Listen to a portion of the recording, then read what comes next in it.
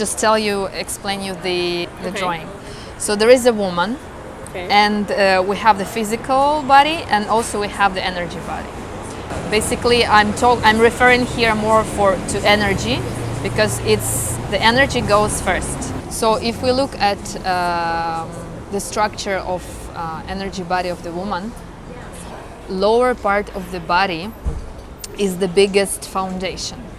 Second, smaller, where we have breast and heart, it's the second. And then the mind, or the mental body, the mental sphere, is the smallest. So this way we have like a shape of, we can say, triangle, right? So you're like a mountain. And this mountain is very solid. We cannot move mountains. Mountains can move. They move in themselves, whether they destroy themselves or they grow. So it's offered to a woman to become like a mountain, because she is connected directly to the earth. So the first biggest resource that we have here is earth. So we have gravity. Basically, it nourishes us, it nurtures us, it gives us home, everything, right? Activities that we do around earth is not actually how a human being can use it as a personal resource, especially woman. Woman is made the same way as the earth, or like the mother of the universe. So we have a pull. Gravity of the earth pulls everything together. And woman, she holds things together as well. So if we have a force that pulls everything to the earth, it means the same way everything is attracted to the woman.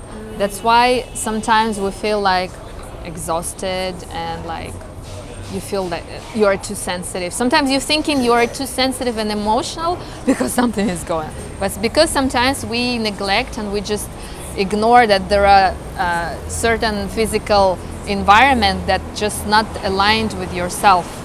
Woman lives with the rhythms and cycles just the way nature lives, or earth. So when you are able to understand what is your rhythm, and your rhythm can be different from mine. When it's clear for you, this is your rhythm, you know when to engage and when to be active and when to retreat and restore. So this way, first of all, you are not rushing, you are not going after deadlines, you are not going after achieving, you're not going after delivering blah blah blah blah results. So this is the masculine thing. Yes, it's because she is so capable. She actually stepped up, like in late decades, or maybe hundreds of years. She was forced. First, she was forced to go out, and second, she was tired of society telling her that she's not capable. It's like, I can do that. I'm gonna be boss, I'm gonna be president, I'm gonna be director, blah blah, and I can do it not worse than any man. And she does even better. But the thing is that she is losing connection with the nature, and she just goes against her tide. So the question is like, how do I become a businesswoman, a mother, family woman, and at the same time go with my flow? That is exactly what I was saying last night. Was that my control is so tight Yeah. on what I think that I need to achieve, that I'm not flowing. Yeah. There's no flow. There's so much control and anger as my intention moving into what I'm trying to create, that I'm not getting anything done. Right. So what you said just now, the need that moves you forward and makes you anxious, is built by who?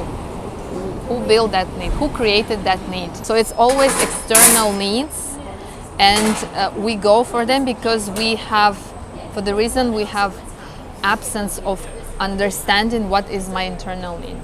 What is my need?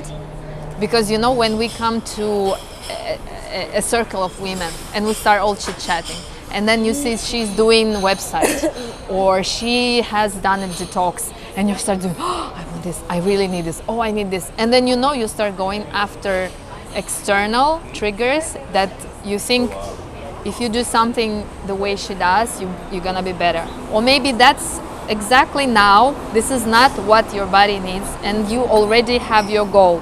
So it's like, how do you stay, first define your goal, how do you stay loyal to it, and you don't turn away from it no matter what, no matter how many blings or whatever you have around, you know. And it's gonna be so much, because woman is, because she has capacity to attract, it means she is perceptive to everything. Yes. She will notice. The first level, now we can go and read, it's the foundation, where we need to rebuild the foundation. Very often women bypass this and they go straight here. So it's about, if I would tell you that the zone of the chest is like, you know, the arms. Arms signify actions, speech.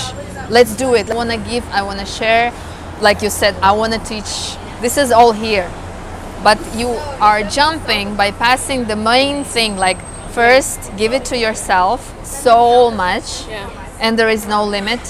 And you should not feel shamed of taking too much. And you should not feel like, okay, it's enough. It will never be enough. It will be enough when you die.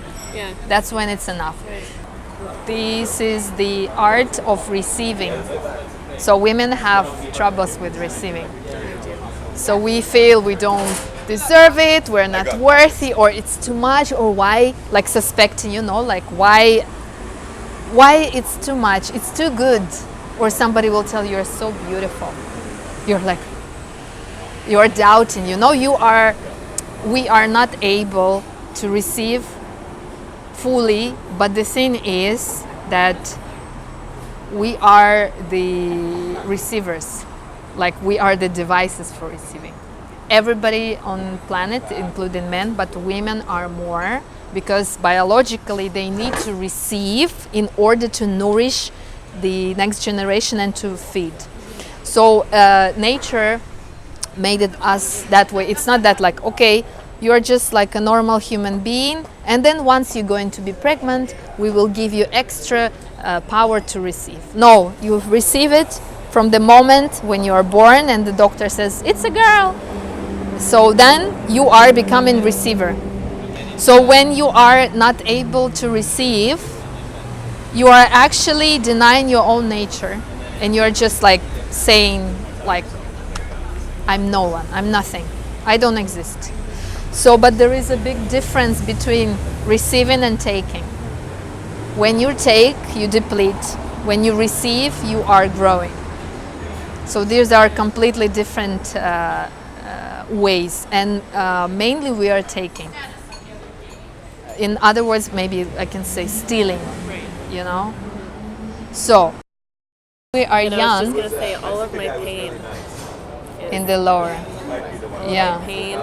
Every time I have gone for an energy reading or anything in that nature, it's always been, there's something happening here. Right. Yeah, and it's for everybody, for every single woman. Yeah. Yeah. So physically, it's funny that now we live, and Vancouver is one of the places where I can see that a lot. There are two types, like very rigid body, muscled, running, jogging, or like very obese. You know, when like it's just there is no structure of the body and it's very like big body. So what happens is that there is extremeness. Whether because I'm not connected through the energy with earth, and I'm not grounded, I'm not connected to my womb, I'm going to go to one extremeness where I'm becoming tight, but I'm here all active. Or if I don't have that enough of like even desire, and that my body is actually compromising, it shows me where I lack, where I'm very small in my energy body, my physical body will compensate and just become big. Like age after 50, 60, they mainly, if you will notice, legs are very tiny, but the body is big. So it's like chupa chups, you know, lollipop. This is how energetically we become. Our menopause, or as we age, we have to build more and more and more and more foundation, because women have varicosis more than men.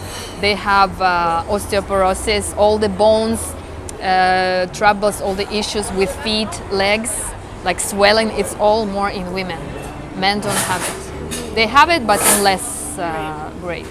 Plus, woman is menstruating, and she's menstruating 10 years of her life.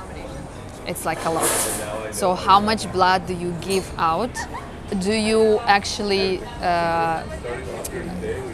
care to restore this blood? Because blood feeds the bones, and bones produce the blood. So it's like we are totally neglecting this. It's necessary to understand what are the bones, because we don't do anything for the bones.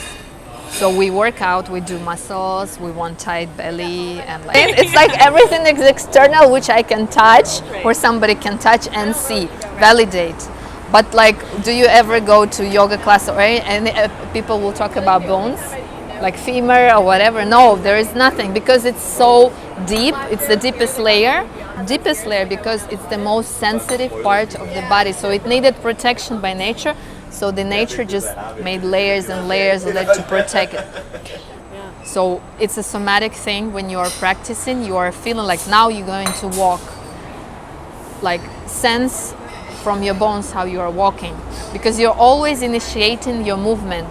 Most of the time we're initiating movement from the mind. So you're walking normally on the street and you're thinking, I'm gonna get there, Ali is waiting for me, I'm gonna get coffee, blah, blah, blah. You're initiating your walk from your mind. So in other words, you're not walking.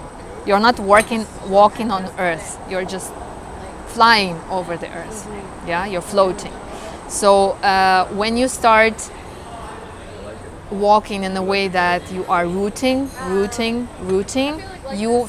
slow down, you have pause to breathe, you are actually also able to sense, okay, I have something in my pelvis, around my womb, maybe I'll go and sit down, maybe I'll just breathe, maybe I don't have to do 10 things today, maybe I'll just do 2 and I don't need to rush anywhere, you know, it's like you're just slowing down.